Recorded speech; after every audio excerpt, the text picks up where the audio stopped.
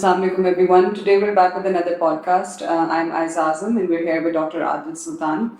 The topic for today is to discuss the implications of emerging technologies on the future use of air power. This is a topic which has been doing the rounds in some policy debates in some academic circles, but really I think there's a general lack of understanding about what it actually means. So this is what we want to do here today to discuss how emerging technologies will impact the future use of air power.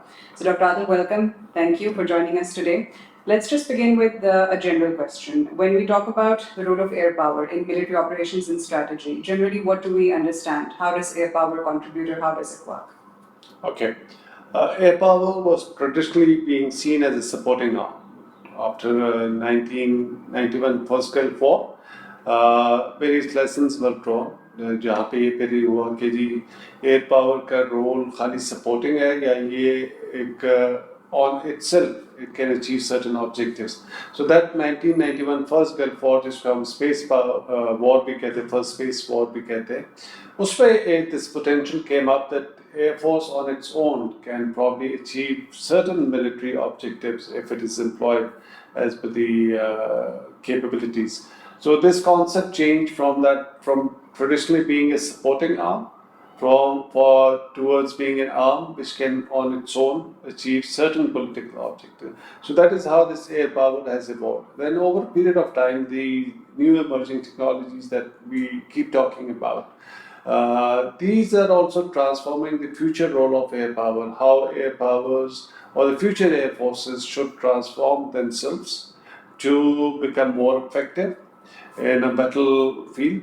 So that's how this is a work in progress where new concepts are being developed or नई technologies को जो introduce किया जा रहे हैं. For now, it's mostly conceptual, theoretical, but in the West, United States, and many other countries, the research is going on where these technologies would be used to develop the future air forces.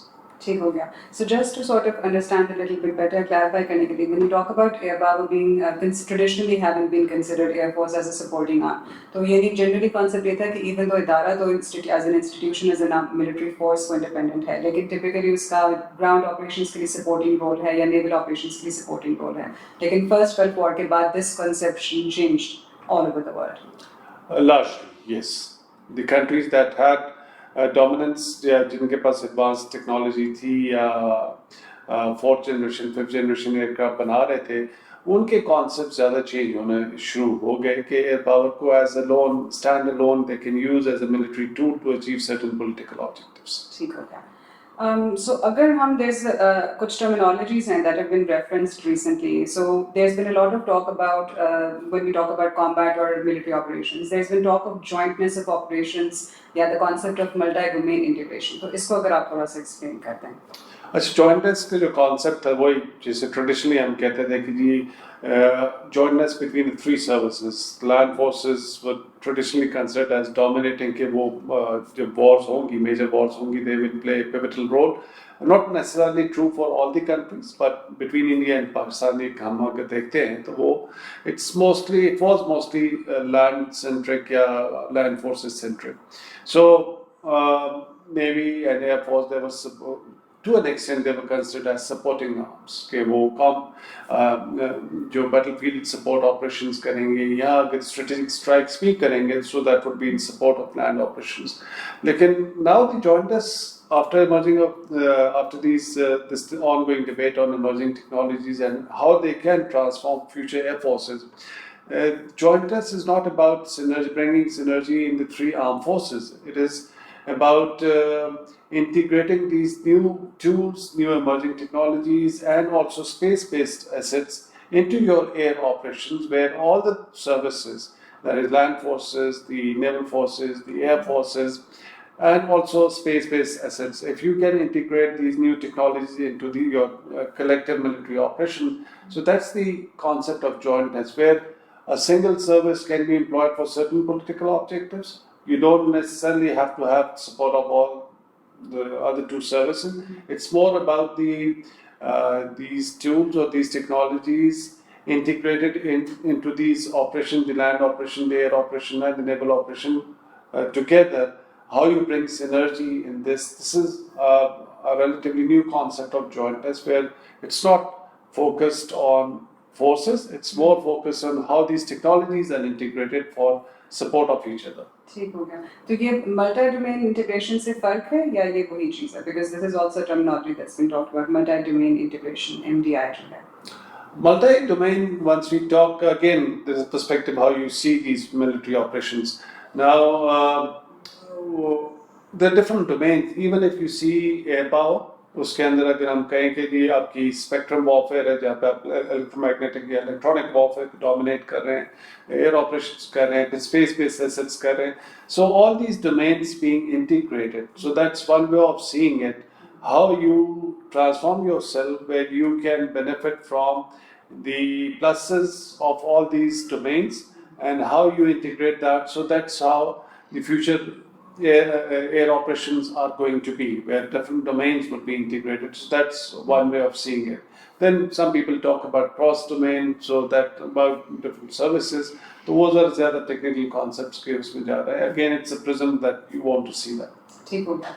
अच्छा, अगर हम when we talk about थोड़ा सा अगर इसको हम break down करें कि इमर्जिंग टेक्नोलॉजी की हम बात करते हैं, right? So there are different किस्म की इमर्जिंग टेक्नोलॉजीज हैं. तो एयर पावर के लिए कौन कौन सी इमर्जिंग टेक्नोलॉजीज रेलेवेंट हैं जो यूज़ हो सकती हैं या जो ऑलरेडी काफ़ी सारी यूज़ हो रही हैं बाय डिफरेंट एयर फोर्सेस? तो इसमें हम किन किन चीज़ों को देख रहे हैं? What kind of emerging tech? Commonly, what we have seen, जो आजकल हम डिफरेंट ऑपरेशंस में देख रहे थे, ड्रोन्स की हम बात करते हैं, ठीक है, अनमैन ड्रोन्स की बात करते हैं. अब इन ड्रोन्स के अंदर आप जब आर्टिफिशियल इंटेलिजेंस लेके आ जाते हैं, इसी तरह से जब साइबर लेके आ जाते हैं, आप इलेक्ट्रॉनिक वॉरफेयर के अंदर जब आप चीज़ें करना शुरू कर देते हो, तो बहुत सारे कॉन्सेप्ट या टेक्नोलॉजीज जो इवॉल्व हो रही हैं, वो इनके अंदर जब आप इंटीग्रेट करते हो एग्जिस्टिंग प्लेटफॉर्म्स के अंदर, तो एक आपका जो करेक्टर जो होता है वो उसका एयर फोर्स का वो भी एक इवॉल्व हो रहा है, ठीक है. तो that's how the future concepts are being evolved.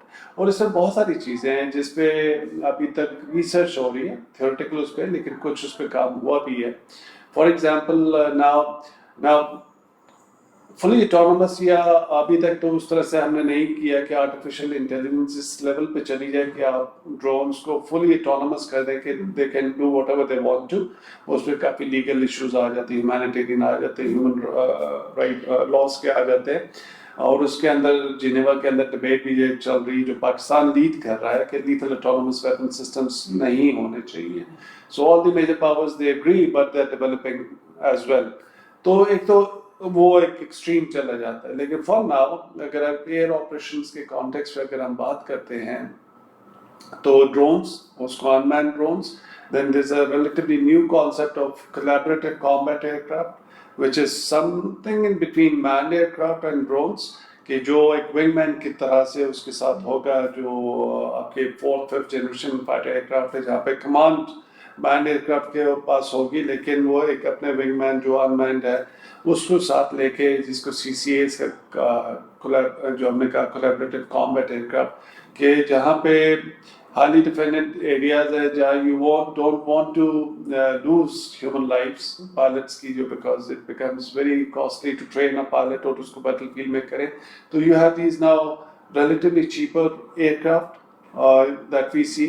You can send those aircraft on battlefield में highly defended areas में कि जहाँ पे relatively cost जो bearable है अगर it is shot down.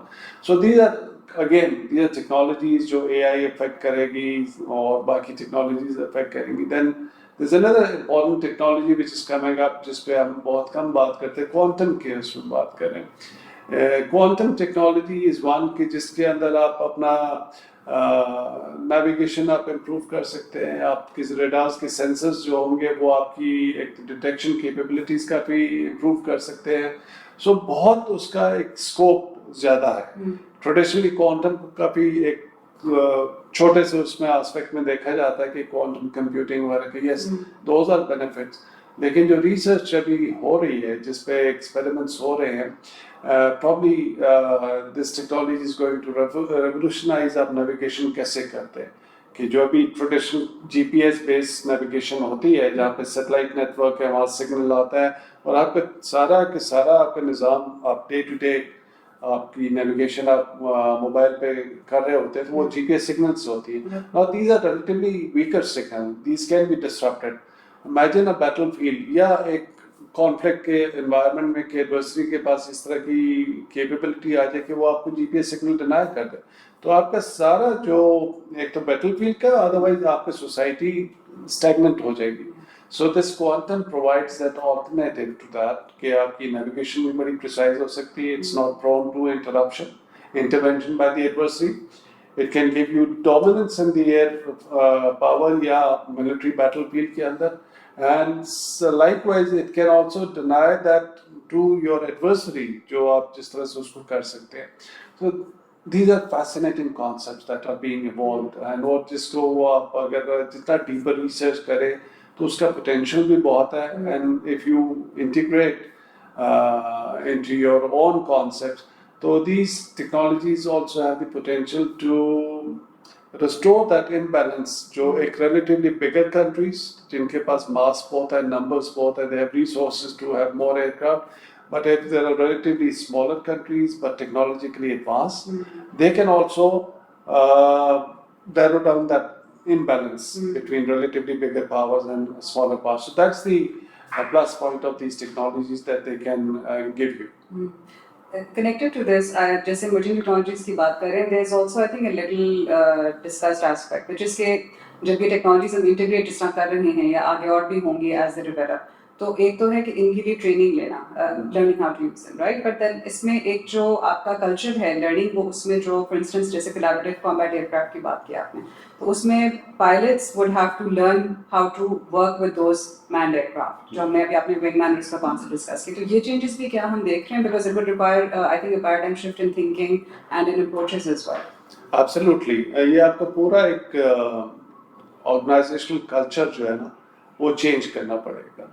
Future air power के अगर हम देखें तो उसमें pilots would be important, but there would be other stakeholders, data analysts हो गए, software engineers हो गए, आपके quantum engineers हो गए, because ये network centric warfare जिसके अंदर आप ये सारी टेक्नोलॉजी इंटीग्रेट कर रहे हैं, तो बाकी stakeholders भी उतने ही important है आपके एक प्लेटफॉर्म को effective बनाने के लिए battlefield के अंदर. So it's not about pilot only flying stick and throttle के जो हमारा traditional concept होता है कि जाके battlefield में bombs गिरा दिए.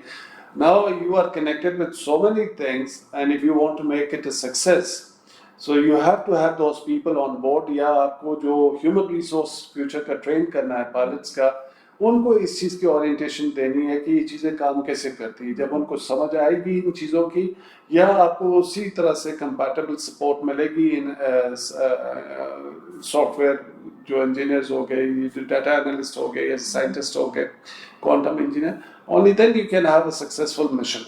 So you need to change the entire organizational culture. आपका जो एक traditional जो है air power की employment का होता था, उसमें आपको काफ़ी changes लानी पड़ेंगी.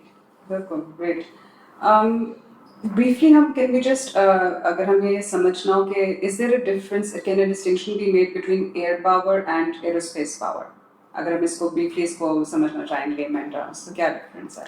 Air power is very much dependent on आजकल की जो उसमें कि आपकी space based assets है. आप जब network centric warfare की बात करते हैं कि वो जो डाटा आपको मिल रहा है, जिस तरह से आपने करना है, आप उसको किस तरह से अपनी एयर पावर किस पे करते हैं. तो काफ़ी सारी एयर फोर्सेस जो कि स्पेशली कंट्रीज जिनके पास रिसोर्सेज है, जिन्होंने स्पेस बेस्ड एसेट्स अपने बनाए हैं, अब उनके ऊपर एक कंपल्शन ये भी है कि जो आपके स्पेस बेस्ड एसेट्स हैं वो आपको इन टाइम्स ऑफ क्राइसिस वो अवेलेबल हो, एडवर्सरी उनको डिनाई ना करे. तो to protect those you want to have presence in space, ताकि आपके, या you also want to have a deterrence capability ताकि एडवर्सरी उन स्पेस बेस्ड एसेट्स को डिस्ट्रक्ट ना करे जब आपको चाहिए हो.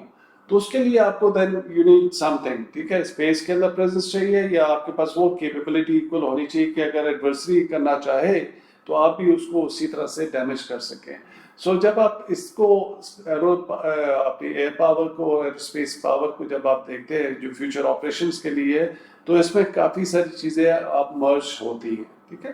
तो कई कंट्रीज इसीलिए इसको अपना ट्रांसफॉर्म कर रहे हैं एयर पावर को into aerospace power, because interdependency बहुत ज़्यादा है, and air force is one service which is going to be affected the most.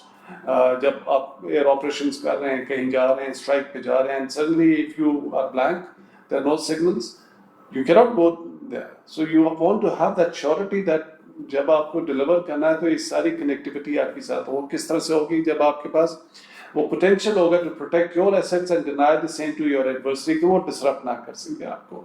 तो इतनी इंटरडिपेंडेंसी होगी फ्यूचर में, जिसकी वजह से फिर कई कंट्रीज इसको कॉन्सेप्ट के तौर पे इवॉल्व करें कि ये air power should be considered as aerospace power. In our region, India is also considering. It's a long ongoing debate in India. 2010 से उन्होंने एक concept किया कि future में we want to. लेकिन उसके लिए फिर आपको resources चाहिए, आपको अपना एक जो evolutionary process है जिसके अंदर ये सारी चीज़ें integrate हो, तो वो आपको सारा develop करना पड़ेगा. Countries that have resources, they are doing it because it's a survival thing. Countries like Pakistan, हमारे पास रिसोर्सेज लिमिटेड है, और कुछ हमारा ये जो कंपार्टमेंटलाइजेशन रखी हुई है कि जी स्पेस इसका डोमेन नहीं है, एयरफोर्स का नहीं है, इसका नहीं है, उसकी वजह से भी शायद प्रॉब्लम्स हमारी आती हैं। लेकिन वी हैव टू सी कि फ्यूचर चैलेंजेस क्या है। अगर आपको स्पेस डिनाई होगी, ना आपके लैंड ऑपरेशंस हो सकेंगे, ना नेवल ऑपरेशंस होंगे, ना एयर ऑपरेशंस होंगे।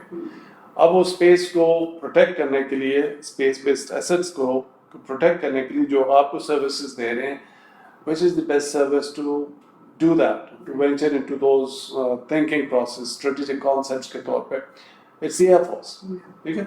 तो इस तरह से हमें सोचने की ज़रूरत है।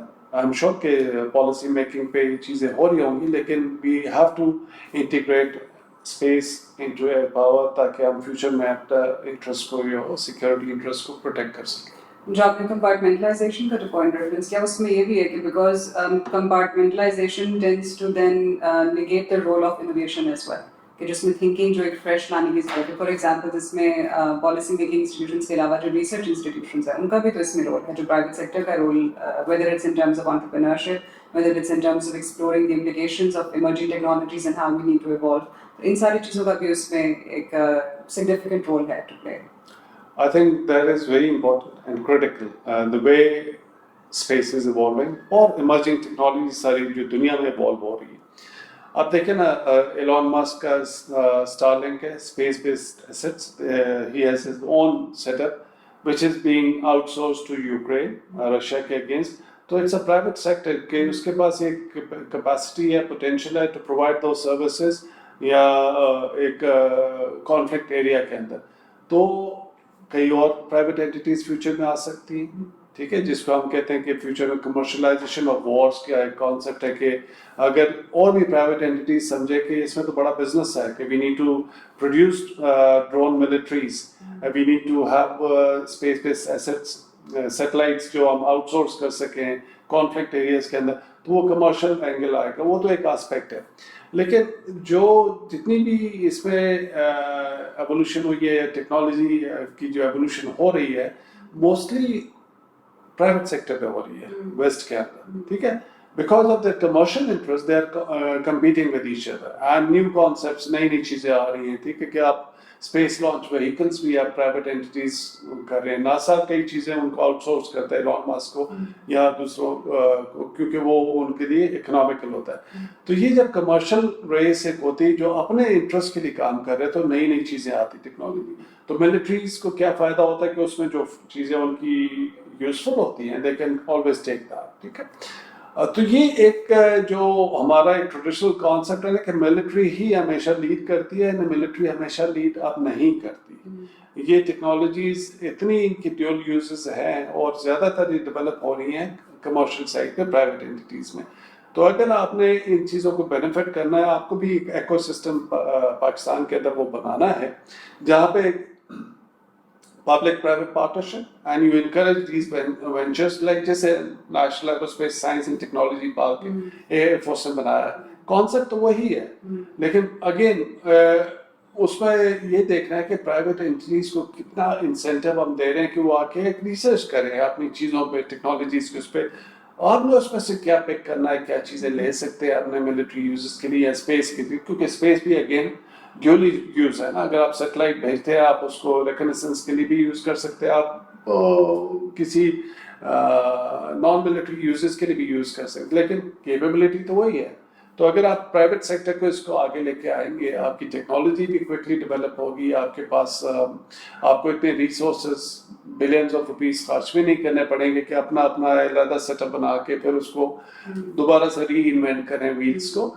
ऑलरेडी ये चीज़ें कमर्शियली अवेलेबल है और चीज़ें चल रही हैं। So that is why it is important for Pakistan as well that we need to encourage more private investment, we need to build more collaboration with private entities outside, we need to encourage our universities to venture into this, because बहुत सारी चीज़ें बाहर university level पे होती हैं, छोटे मोटे satellites हो रहे होते हैं, हम जिसको बहुत बड़ा एक प्रोजेक्ट बनाते हैं, उधर यूनिवर्सिटीज ये सैटेलाइट्स लॉन्च कर रही होती है। एक यूनिवर्सिटी के अंदर इस तरह के प्रोजेक्ट्स होते हैं, they have the potential. It is just change the orientation that not everything has to be produced by military. So you let the commercial entities, business entities venture into this, और आप देखें कि उसकी speed development की कितनी ज़्यादा होगी, और आपका वो जो गैप है टेक्नोलॉजी का वो नैरो होना शुरू होगा। दुनिया में जितनी इंटरडिपेंडेंसीज हैं, बाहर के लोग भी आके इन्वेस्ट करेंगे if you they will see a potential कि यहाँ पे सैटेलाइट लॉन्च करें तो इतनी बड़ी मार्केट है, तो व्हाई नॉट। ठीक है, again futuristic thing, you can do that. And then finally, just taking you back to one of the points you made earlier, कि जब हमने बात की कि emerging technologies क्या advantages offer कर सकती हैं to countries which are not matched in terms of capabilities, in terms of resources. अगर हम साउथ एशिया की बात करें, इंडिया को support हासिल है US की तरफ से, जब especially when it comes to integrating emerging technologies into this into the armed forces. तो where does India stand currently, और पाकिस्तान को उसमें क्या करने की जरूरत है, या क्या कर सकते हैं? देखिए, इंडिया ने तो एक चीज़, एक इकोसिस्टम अपना जो प्राइवेट सेक्टर में इतना बड़ा बना दिया है, ठीक है, तो उसके अंदर भी डेवलपमेंट्स काफ़ी हो रही है। इसी तरह स्पेस के अंदर भी उन्होंने, अगर इसरो है तो उसके अंदर कुछ उन्होंने कंपार्टमेंटलाइजेशन इस तरह से कर दी कि जहाँ पे कमर्शियल सैटेलाइट्स जो एसोसिएट एफिलिएटेड एंटिटीज कर रही हैं, तो वो एक gives them more freedom to collaborate with outside entities as well, वो एक है। लेकिन like you mention, United States और इंडिया की जो कोलैबोरेशन चल रही है, जैसे initiative for creative and emerging technologies के अंदर, जिसके अंदर आर्टिफिशियल इंटेलिजेंस और बहुत सारी टेक्नोलॉजीज के अंदर both are benefiting from each other, कि India has a big potential, United States has the resources और टेक्नोलॉजी उनकी काफ़ी एडवांस है। तो ये जो म्यूचुअल कोलैबोरेशन हो रही है, इंटरडिपेंडेंसी एक तो क्रिएट हो रही है और दोनों को इसका फायदा हो रहा है। That is giving a big boost to India's, ये जो आपकी स्पेस वेंचर्स को भी कह रहे हैं या इमर्जिंग टेक्नोलॉजीज के अंदर कह रहे हैं, और वो जिस स्पेस पे इंडिया चल रहा है, it is going to go ahead at a much faster rate than earlier जो एक्सपेक्टेड था उसमें। तो ये उनको काफ़ी एडवांटेज होगी, because they took an early start. फिर उन्होंने कमर्शियल या प्राइवेट एंटिटीज को उसमें काफ़ी इंसेंटिव्स दिए, बाहर वालों को भी और अपनी इंडस्ट्रीज को भी, और उनको कहा कि जी अगर आप ये अभी जैसे लेटेस्ट है वो जो उन्होंने इसरो के अंदर सेटअप्स बनाए हैं, जहाँ पे प्राइवेट एंटिटीज को भी बीच में उन्होंने मेंबर्स बना के किया कि जी अगर Elon Musk satellite launch vehicle बना सकते हैं तो आप टाटा या ये जो बिग ग्रुप से क्यों नहीं बना सकते। So they are investing in this, because अगर वो प्राइवेट सैटेलाइट लॉन्च व्हीकल्स होते हैं और कमर्शियल सैटेलाइट्स लॉन्च करते हैं, the future space market is, according to one estimate, कि जो 2040 तक it is going to be something more than $1 trillion. ठीक है, that's a lot of money. So if India can get, जैसे उनका plan है कि 9 to 10% of that global space market उन्होंने कैप्चर करनी है, वो किससे करनी है? कमर्शियल प्रोजेक्ट से। तो imagine the kind of revenue it will generate for them. So this is the potential that space has, yeah, emerging technologies have. The only thing is that you need to reorient your priorities के हर चीज़ आपने military angle से नहीं produce करनी। आप उसको अगर dual use या commercial उससे करेंगे तो वो खुद ही investors भी आएंगे, खुद ही उसका momentum भी बनेगा, और उसके आपको dividends military side पे भी मिलते रहेंगे। सारी दुनिया इसी तरह से कर रही है, और हमें भी अगर हम उस पे लाइन पे चलें तो काफ़ी फ़ायदा हो सकता है, both commercial and military side both. Great. Thank you, Dr. Anand, so much for taking the time and for such a fantastic discussion. I think this was really useful in terms of helping us understand a lot more about the topic, and it would be interesting to also have future follow-up discussions on the same. Thank you for Sure. joining us, and till next time.